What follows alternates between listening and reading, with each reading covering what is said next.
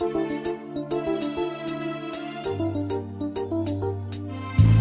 thème d'aujourd'hui, c'est l'amour d'un père. Le thème d'aujourd'hui, c'est l'amour d'un père. Luc chapitre 15 nous raconte l'histoire de deux fils et d'un père. Nous sommes au verset 11. Je lis l'histoire.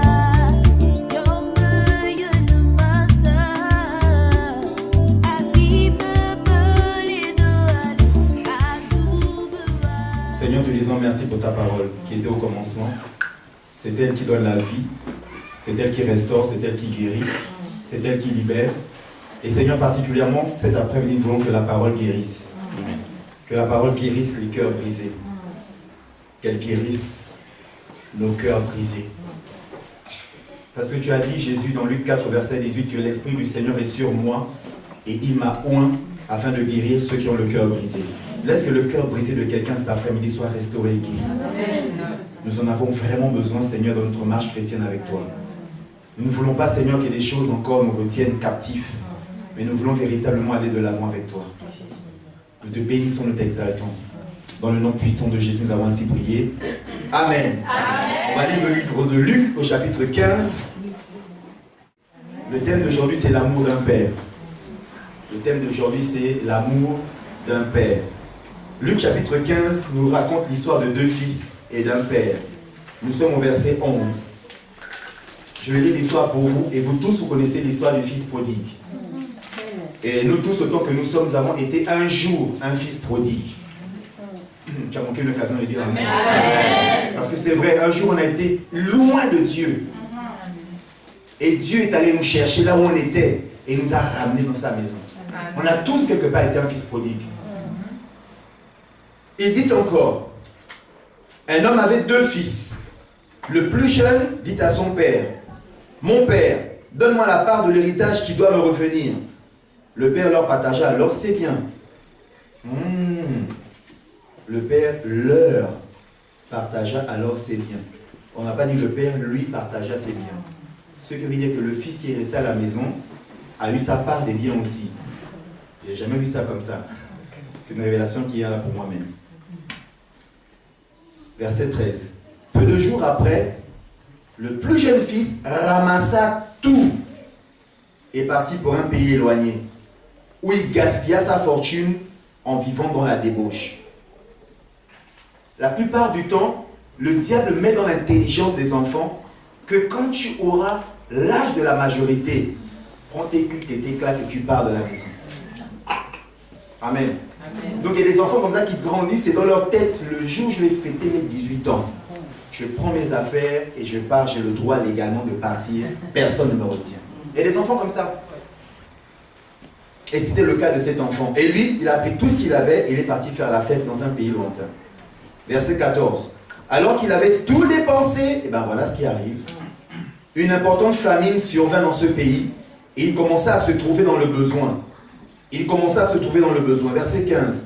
Il alla se mettre au service d'un des habitants du pays qu'il envoya dans ses champs garder les porcs.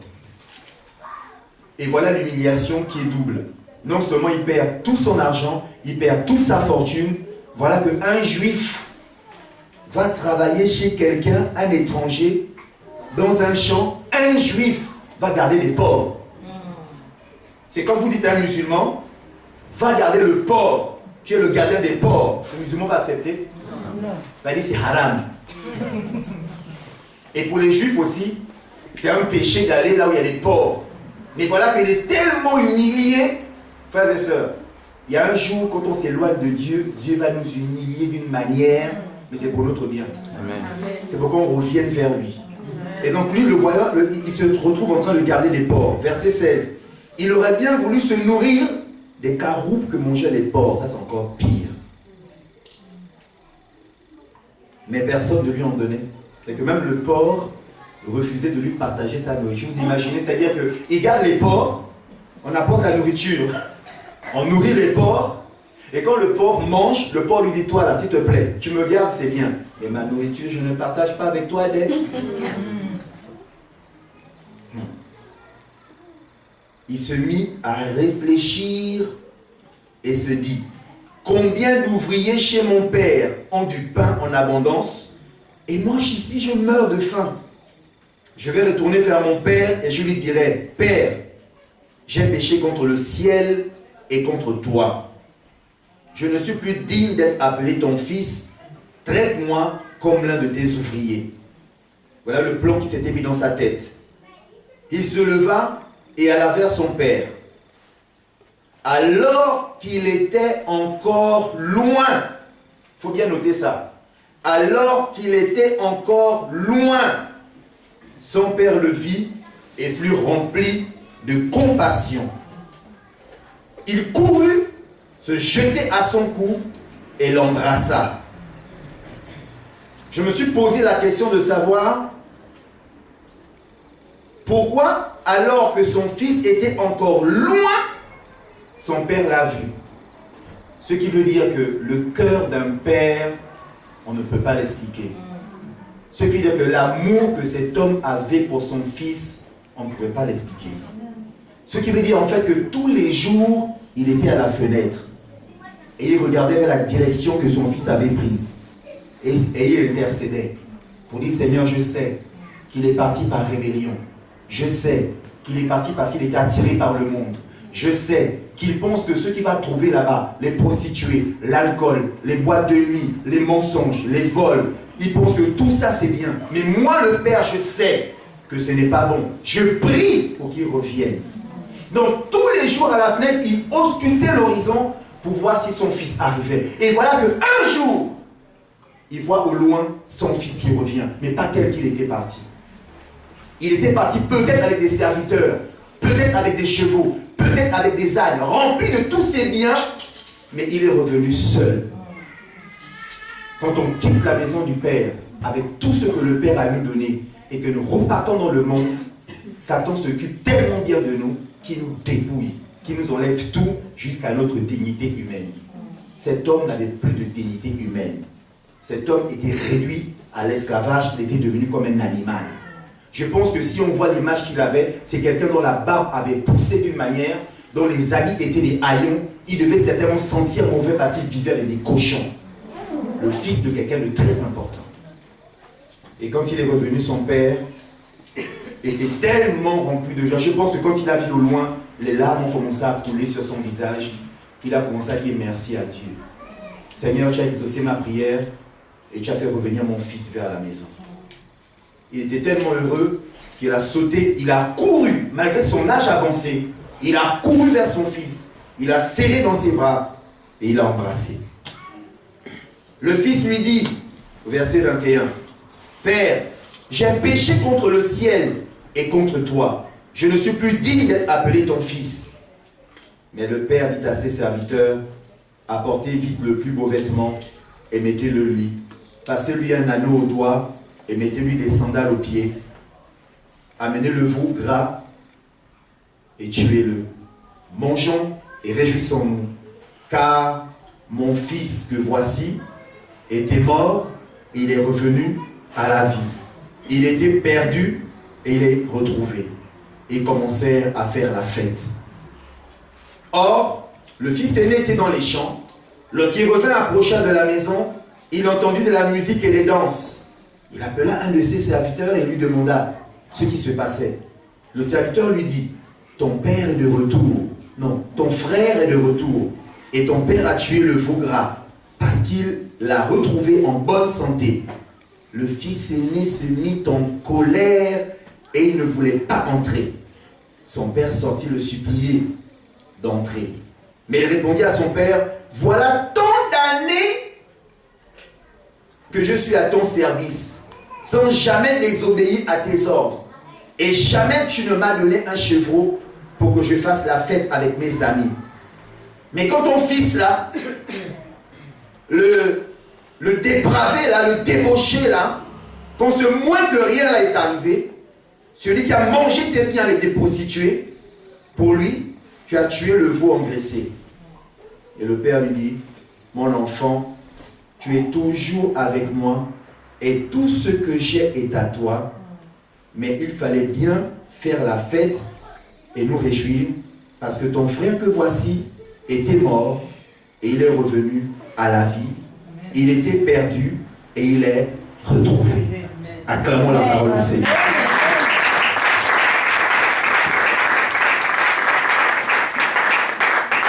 Frères et sœurs, par rapport au jeûne de prière que nous avons fait et par rapport au thème qu'on s'était donné, le cœur du Père, j'ai vu avec quelle grande tristesse le fils prodigue s'est retrouvé dans un pays lointain, il est revenu à la vie. Mais ce qui m'a le plus touché, c'est le comportement de son frère aîné. En fait, j'ai compris dans l'histoire que ni le petit frère, ni le grand frère ne connaissaient leur père. Il peut arriver que toi et moi soyons dans la même maison avec des parents, mais nous ne connaissons pas nos parents. Les deux ne connaissaient pas leurs parents, ils ne connaissaient pas leur père. Ni le grand, ni le petit, ils ne connaissaient pas leur père. Le petit, lui, s'est dit, j'ai l'âge, j'ai la majorité, je vais faire la vie. Parce que lui, il ne savait pas que dans la maison de son père, il avait tout, et que son père l'aimait, il y avait l'amour et l'affection, il a voulu aller voir loin. Il est parti. Mais le triste, c'est que l'aîné qui était à la maison avec le père ne connaissait pas le père. D'ailleurs, il se considérait même comme serviteur de son père. Il ne se considérait pas comme un fils. Et il réprimandait le père parce qu'il se disait que moi, quand j'avais faim avec mes amis, tu n'as rien donné. Mais le père lui disait, mais tout ce qui est à moi est à toi. Mais comme tu me vois d'une certaine manière, tu as même peur de moi. Tu as même peur de demander. Combien d'enfants dans la maison ont peur de demander parce que l'image que le père leur reflète, c'est la peur. Alors que dans la maison, les choses sont à eux. Aujourd'hui, le Seigneur me dit de parler de quelque chose par lequel nous tous nous sommes passés. Et quelque chose qui fait défaut dans nos cœurs à nous, qui sommes ici. Et je prie que le Saint-Esprit mette le doigt sur ça. Et que le Saint-Esprit t'apporte la vie. En fait, j'ai compris que on va lire Jean 14. Jean 14, à partir du verset 8.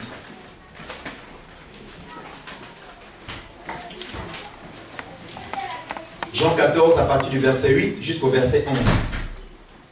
J'ai compris que Dieu est un Père. Tu peux dire Amen à ça? Amen.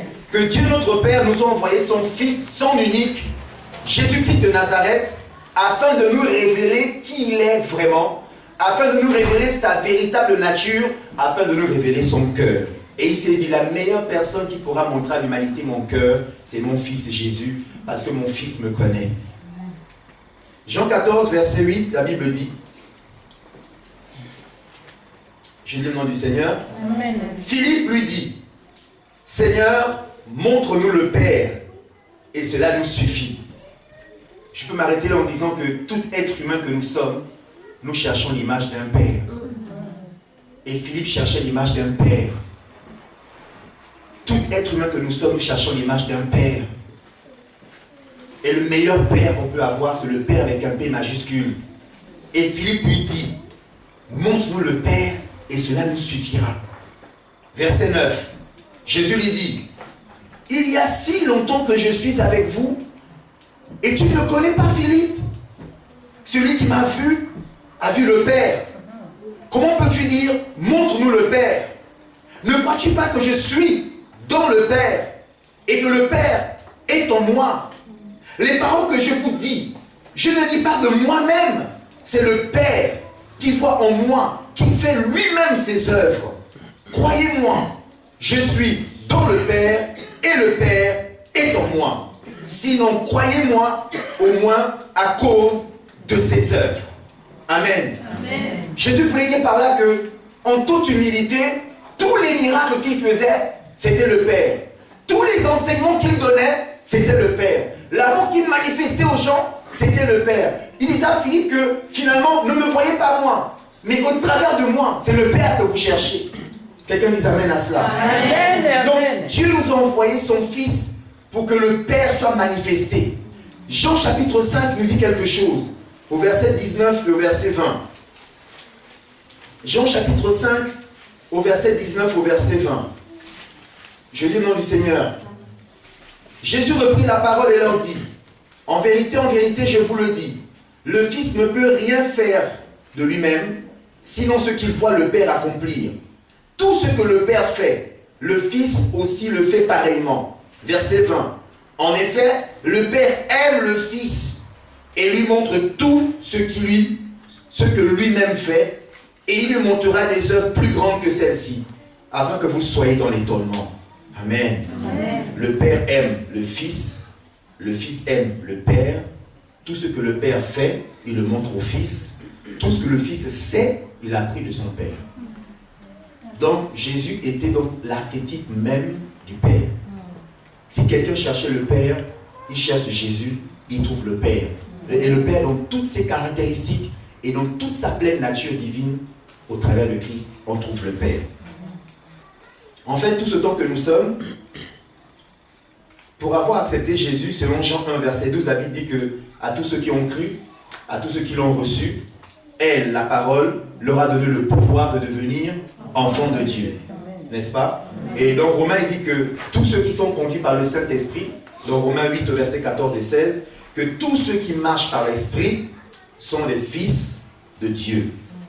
Romains 8, verset 14 et 16. Romains 8, verset 14 et 16. Romains 8, de 14 à 16, nous dit quoi? En effet, tous ceux qui sont conduits par l'Esprit de Dieu sont fils de Dieu. Verset 15.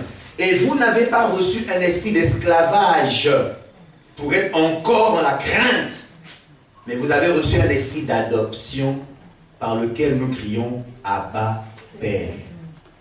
L'Esprit lui-même rend témoignage à notre esprit que nous sommes enfants de Dieu. Amen. Frères et sœurs, depuis le jour où tu as donné ta vie à Jésus, tu as été adopté. Dieu est devenu ton Père. Amen. Dieu est devenu ton Père. En fait, tu n'es plus esclave de Satan, tu n'es plus orphelin, mais tu es devenu enfant de Dieu. Amen. Amen. Amen. Mais il y a un problème. Dis avec moi, il y a un problème. Pourquoi il y a un problème? Parce que toi et moi, nous avons été abîmés. Nous avons été abîmés dans notre compréhension de l'image du Père. Pourquoi toi et moi on était abîmés? Parce que on a eu un père naturel. On a eu un père naturel dans la vie. Et le père naturel qu'on a eu dans la vie, par rapport à sa nature, par rapport à la manière dont il nous a traités, quelque chose est resté en nous. Et quelque part, que Dieu aussi est pareil. Donc dans ma relation avec Dieu, il y a cette nature que j'ai héritée de mon enfance, qui fait que il y a le Dieu que je vois, il y a quelque chose où j'ai parfois de la crainte à lui approcher. Comme le fils aîné, il avait la crainte de demander des choses à son père parce qu'il avait une image du père.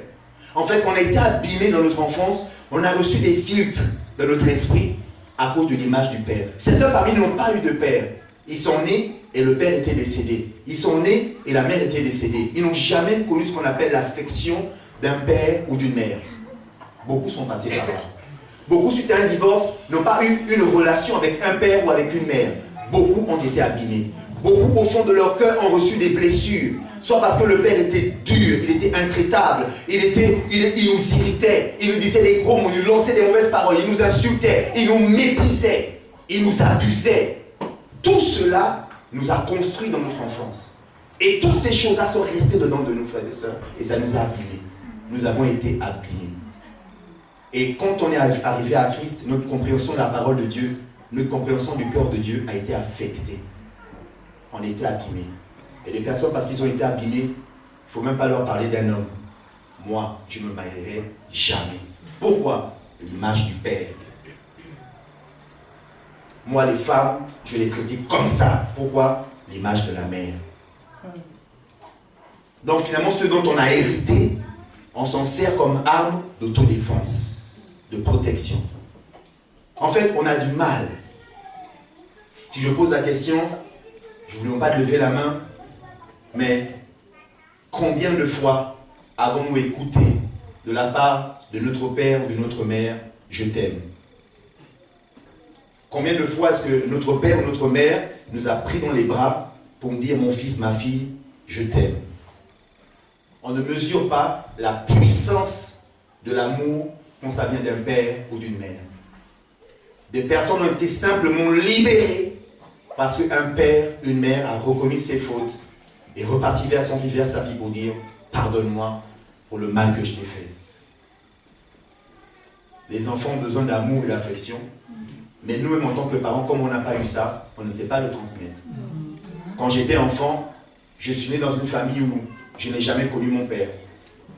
Je n'avais pas de relation avec mon père. Et je me retrouvais dans mon quartier, quand j'étais enfant, avec des amis qui, eux aussi, on vivait tous ensemble, sans père. On était élevés par nos mères. Moi, après que ma mère m'ait élevé, à partir de 5 ans, c'est ma grand-mère qui m'a élevé. Et donc, l'amour, l'affection qu'on pouvait avoir, c'est ce qu'une mère pouvait donner, ou une grand-mère pouvait donner, mais un père, on ne savait pas ce que c'était. Et un jour, on s'est retrouvés ensemble, on avait 7 ou 8 ans, on était 5 ou 6, et je me rappelle comme si c'était hier, et on s'est juré que le jour où notre père oserait se présenter à nous, on lui mettrait un poing dans la figure. On avait 7, 8 ans. On était animés d'une colère, d'une haine, parce qu'on avait une image du père, un père absent, un père indifférent, un père lointain. Ça nous a abîmés de l'intérieur. Et le jour où à l'âge de 10 ans, on me dit, tu vas aller vivre chez ton père, mais oh mon Dieu. Ma mère a pris mon sac, je ne sais pas pourquoi je vais dans son témoignage, mais c'est Dieu qui permet. Et que ça va édifier quelqu'un. Ma mère a pris mon sac, je vois encore l'image de ma grand-mère qui se débat avec elle, parce que ma grand-mère est attachée à moi. Non, il ne part pas, il reste. Non, il faut qu'il parte. Il faut qu'il parte, il va avec son père. Et dans mon cœur, je disais, oh mon Dieu, donne la force à ma grand-mère, que ma grand-mère prenne le dessus sur ma mère. Je ne veux pas, j'ai pas envie de partir. J'ai pas envie de partir. J'ai pas envie de partir. Ma mère, plus jeune, plus forte, m'a pris avec mon sac et ma valise et m'a emmené chez mon père. Et là, j'arrive, il n'était pas là, et je tombe sur ma belle-mère et les petites sœurs que je ne connaissais pas. Elle m'a posé. Et ce monsieur, parce qu'à l'époque, je l'appelais ce monsieur-là. Et quand à l'école, on faisait vous savez, à l'école en Afrique, on fait, c'est pas comme en France, on fait les, comment on appelle ça, on fait l'appel, merci. Ogandaga, Albert, présent. Moussava, Jean-René, présent. Ongolo, Gérald, je disais Gérald. Parce que l'Ongolo, là, ça ne m'intéressait pas. Gérald est présent, mais Ongolo n'est pas présent. Parce que j'étais abîmé de l'intérieur. Et le jour où ce monsieur est venu, la nuit, il m'a trouvé là, avec mon sac en train de pleurer. Il dit, mais c'est qui lui? Vous imaginez encore la déchirure que ça fait de mon cœur. C'est qui lui? Comme quoi il ne me connaissait même pas. Il ne savait pas quelle apparence j'avais. Ça fait du mal. Ah mais c'est ton fils. Le lendemain, il n'a pas cherché à comprendre, il m'a pris moi et mon sac, il m'a ramené chez ma grand-mère. J'étais heureux. J'ai dit youpi, merci monsieur. Le soir, ma mère revient. Qu'est-ce que tu fais là? Qui t'a ramené ici? J'ai dit c'est le monsieur qui m'a ramené ici. Et ma grand-mère m'a bloqué dans la chambre, elle a fermé à clé pour dire à sa fille, tu ne prends pas l'enfant là aujourd'hui. Mais la bagarre qu'il y a eu ce jour-là, elle a pris la clé, elle a ouvert la porte, elle a pris mon sac, elle a repris ma valise qui n'était pas encore déballée et je suis reparti. À 10 ans, quand tu vis ce genre de choses, j'étais totalement abîmé, détruit. Et elle a fait un courrier comme pour dire que c'est ton fils, tu assumes la responsabilité aussi. Et je suis resté. Et ce que j'ai aimé, c'est que le lendemain de ma première nuit, chez ce monsieur, avec ma belle-mère, je me lève le matin, et puis ma belle-mère me croise dans le couloir, elle me dit, qu'est-ce qu'on dit? Je dis, on dit bonjour. Elle dit non, on dit bonjour, maman. Frères et sœurs, vous ne pouvez pas imaginer, c'est comme si les murailles de Jéricho dans mon cœur tombaient. Bonjour maman, j'ai dit bonjour maman. Et cette femme, jusqu'aujourd'hui, la relation qu'on a, elle et moi, il n'y a que 12 ans d'écart. Hein.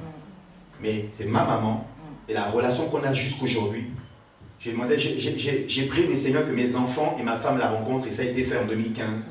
Et ils ont vu l'amour que cette femme me manifeste, comment elle m'appelle su hijo, parce qu'elle parle en espagnol, son fils.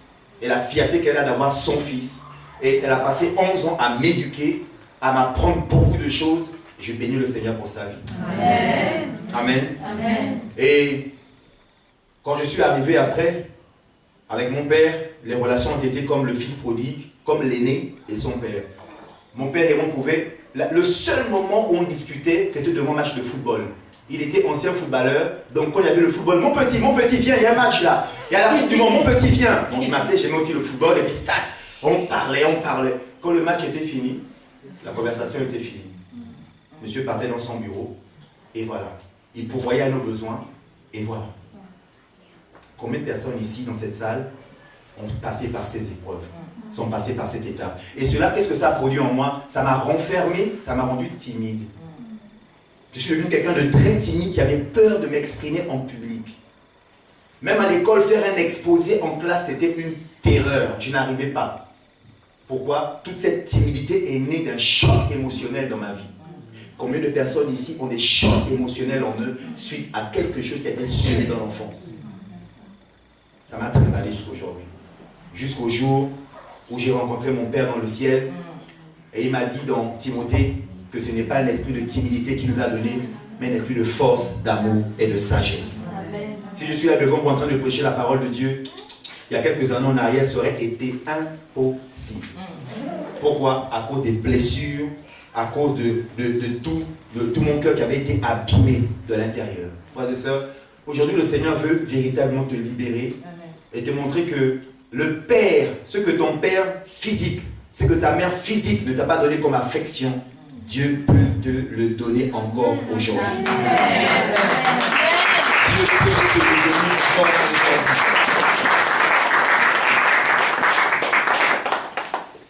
Et je m'étais juré, quand on est comme ça, je m'étais juré de ne pas ressembler à mon Père. Je m'étais juré. Mais ce n'est pas la bonne manière. Ça, c'est la haine et la vengeance qui fait ça. Vous savez, à la fin de la vie de mon père, puisqu'il est mort en 2005, le dernier entretien qu'on a eu, il s'est ouvert à moi. Et il m'a expliqué pourquoi, à cette époque, il était distant, pourquoi il était loin. Il m'a donné ses raisons. Il m'a expliqué. Et quand on est adulte, on comprend les choses différemment que quand on est enfant. C'est pourquoi à un moment donné, il faut que l'adulte que nous sommes devenus et notre Père, il y ait une discussion. Non pas pour le condamner, non pas pour le juger, mais pour comprendre. Et une fois qu'on a compris, ça va nous libérer totalement. Ils ont fait des erreurs, nous aussi on fait des erreurs. C'était une certaine époque, c'était comme ça. Ils ont eu des enfants partout, à gauche, à droite, ils ont fait des enfants, ils ont eu des femmes à gauche, à droite. C'était une époque, ils étaient dans le monde. On ne va pas en vouloir à ces personnes, juste à les pardonner. Alléluia. Et à la fin de sa vie, dans son fauteuil, quand on s'est vu, la dernière conversation qu'on a eue, s'est ouvert à moi, il m'a expliqué des choses et je me sentais proche encore de lui. J'ai senti l'amour de Dieu pénétrer mon cœur pour lui. J'ai senti que non, je pouvais l'aimer, je pouvais lui dire papa, je t'aime. Oui, papa, tu es bon. Oui, papa, tu es gentil. Papa, j'ai commencé à lui trouver des qualités à cet homme-là. Oui, merci, parce que si je ne t'avais pas connu, je n'aurais pas fait les études que j'ai faites. Je ne serais pas dans les pays que j'ai vus. Je n'aurais pas vu toute la gloire que j'ai vue quand j'étais avec toi. Je te dis merci, merci. Infiniment merci pour tout ce que tu as semé dans ma vie. Merci, merci, merci. Parce que j'avais un regard différent, parce que moi-même, j'ai commencé à avoir des enfants. Et je me suis dit, pourquoi je lui reprochais à lui de ne pas m'avoir dit qu'il m'aime si moi je n'arrive pas à dire à Shekinah, David et Nika que je les aime. Alors j'ai commencé à prendre mes enfants et un jour j'ai dit à mes enfants qu'est-ce que vous pouvez me reprocher. Et quand ils m'ont fait des reproches, quand les choses sont sorties, j'ai compris que oui, moi aussi je n'étais pas parfait. Et j'ai commencé à me corriger en disant non, je dis à mes enfants, je t'aime. C'est bien David ce que tu fais à l'école.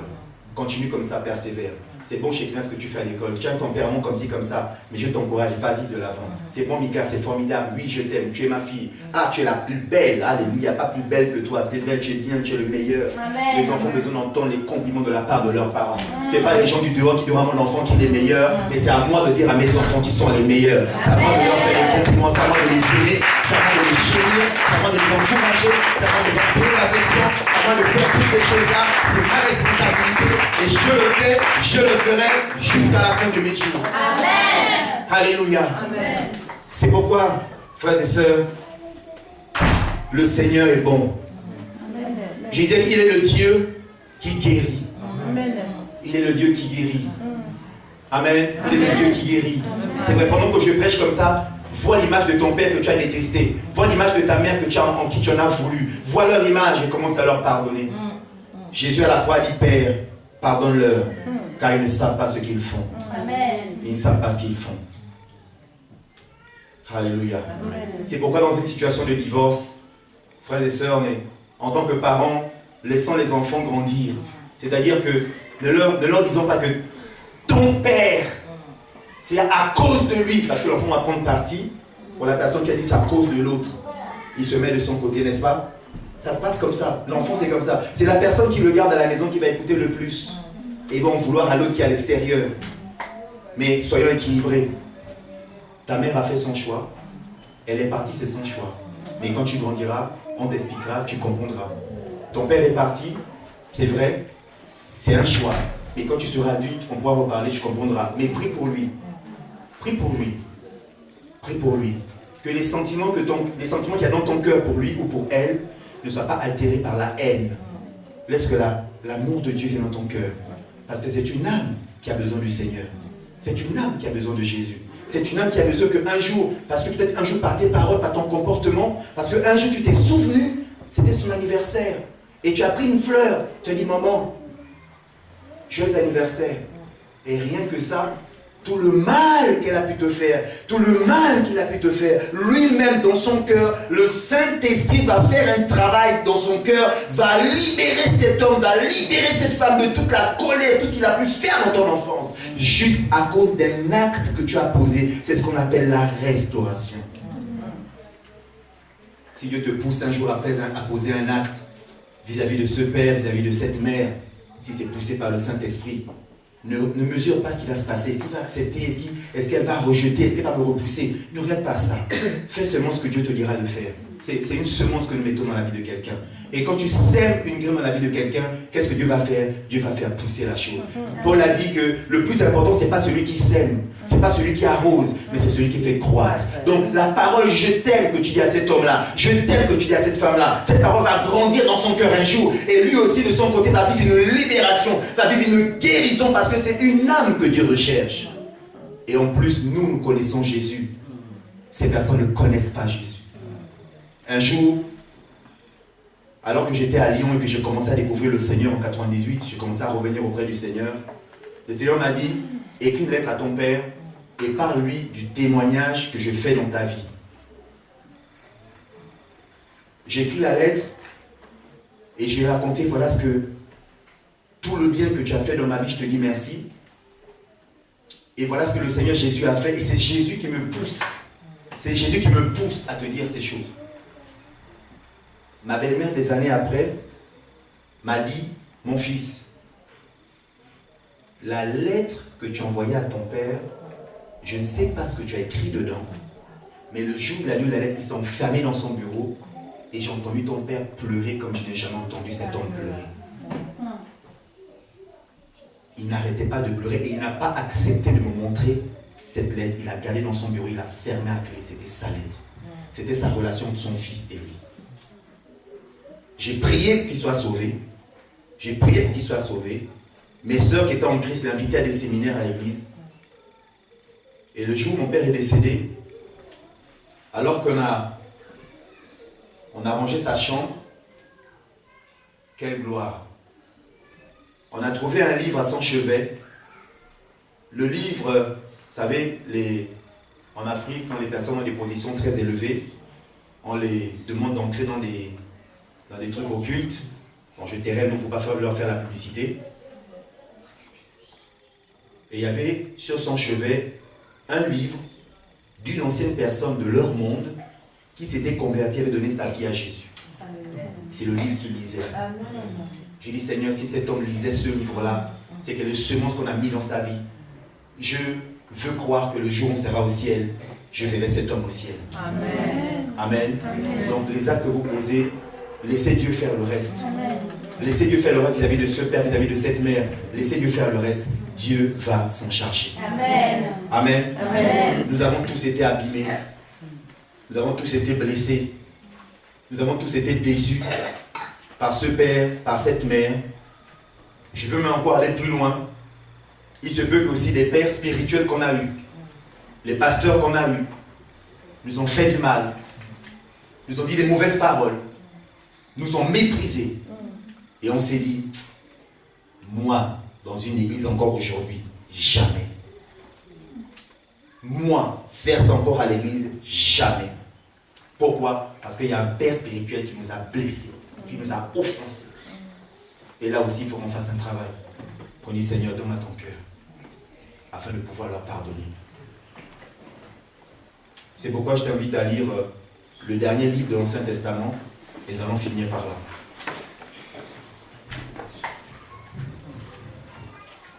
Le dernier livre de l'Ancien Testament, c'est le livre de Malachie. Deux fois Malachie, on met 4 chapitres, deux fois on met 3 chapitres. Donc c'est pourquoi je vous dirais que celui qui a 4 chapitres, il va lire les 2 derniers versets. Celui qui a 3 chapitres, c'est le verset 23 et le verset 24.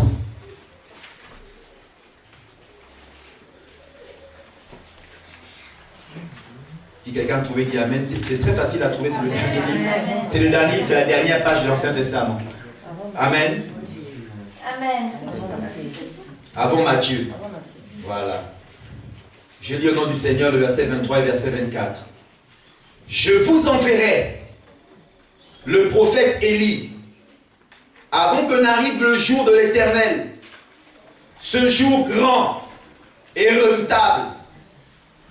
Il amènera le cœur des pères vers leurs enfants et le cœur des enfants vers leurs pères, de peur que je ne vienne frapper le pays de destruction. Le Seigneur, cet après-midi, veut ramener ton cœur vers ton père, ramener ton cœur vers ta mère, ramener ton cœur vers ton fils, ramener ton cœur vers ta fille, et bien plus encore, ramener ton cœur vers le cœur du Père, qui est notre Père céleste, c'est-à-dire le Dieu et Père de notre Seigneur Jésus-Christ de Nazareth, qui est couronné roi jusqu'à l'éternité, celui qui n'a ni père, ni mère, ni commencement de vie, ni fin de jour. Son nom est Alpha, son nom est Oméga, son nom est le commencement, son nom est la fin, et il s'appelle Dieu le Père. Si on peut acclamer ce Dieu, si on peut acclamer ce Père, si on peut acclamer ce Père d'amour, alléluia.